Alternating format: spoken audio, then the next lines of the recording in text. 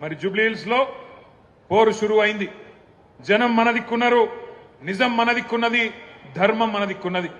వాళ్ళకేమున్నదో నాకంటే బాగా మీకే తెలుసు. మోసపోయి గోసపడుతున్న ప్రజలు ఇక్కడికి వస్తుంటే, నేను శ్రీనివాస్ యాదవ్ గారు హరీష్ రావు గారు కలిసి వస్తుంటే ఇద్దరు ఆడబిడ్డలు మాకు ఎదురొచ్చింది కారుకు. ఒక అమ్మాయి పేరు శబానా, ఇంకొక అమ్మాయి పేరు స్వప్న. ఇద్దరు నువ్వు ఒకసారి దర్వాజా తీ, తలుపు తీ అంటే తలుపు తీసిన.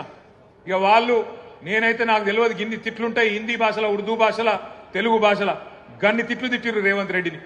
తెలుగు భాషల గిన్ని తిట్లు గిన్ని రకాలుగా తిట్టొచ్చని కూడా నాకు తెలియదు. గన్ని తిట్లు తిట్టి వాళ్ళు ఒకటే మాట చెప్పిర్రు, అన్నా మీరు వచ్చే అవసరం లేదు, చెప్పే అవసరం లేదు, మా ఆడబిడ్డలు మేమే చూపెడతాం, ఒక దుర్గాదేవి లెక్క, ఒక కాళికాదేవి లెక్క భరతం పడతాం కాంగ్రెస్ పార్టీది, మోసం చేసినందుకు మేం చూసుకుంటాం వాళ్ళ సంగతి అని చెప్పి దోకాబడ్డ ఆడబిడ్డ శబానా చెప్పింది. దోకా తిన్న ఆడబిడ్డ, మోసపోయిన ఆడబిడ్డ స్వప్న చెప్పింది, మేం చూసుకుంటామన్నా మీరు భయపడకుర్రి అని చెప్పి మాకు ధైర్యం చెప్పిండ్రు.